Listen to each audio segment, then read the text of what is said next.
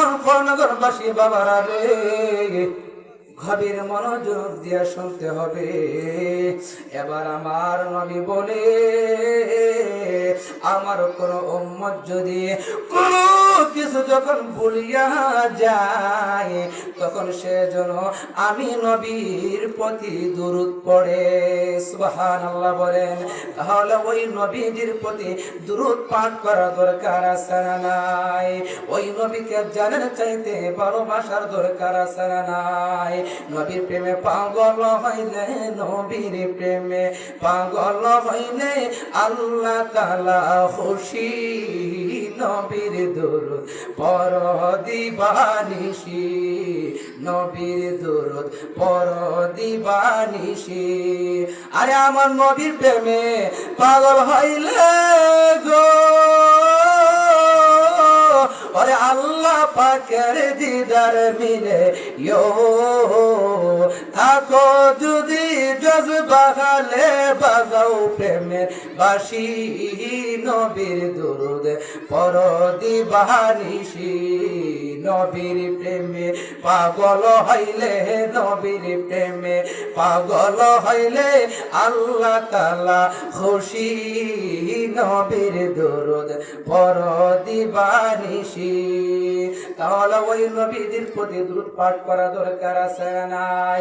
মরার আগ পর্যন্ত রে বাবা নবীর দুরূদ আমরা পারবো কি পারবো না? আমরা সব কিছু বলে যেতে পারি, কিন্তু নবীকে আমরা বলতে পারি না।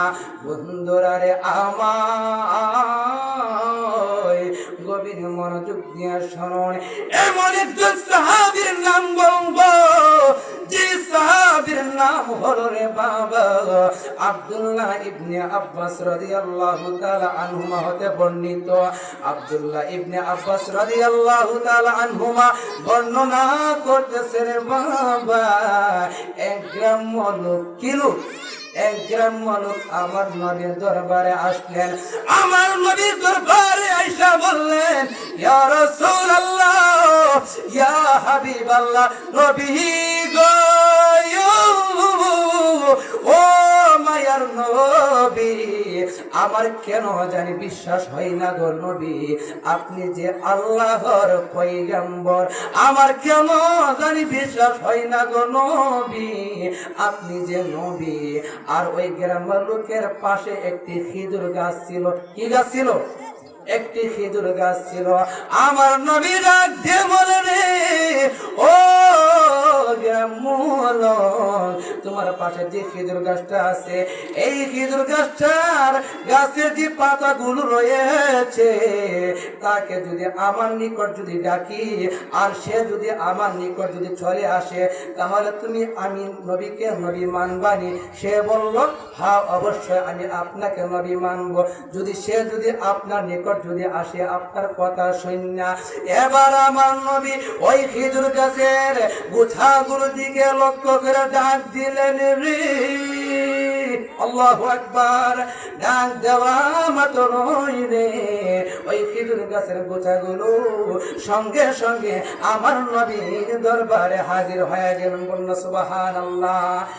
এই খেজুর গাছের গোছাগুলো যখন আমার নবীর দরবারে যখন আসলেন রে, আসার পরে ওই গ্রামের লোক আশ্চর্য হয়ে গেল।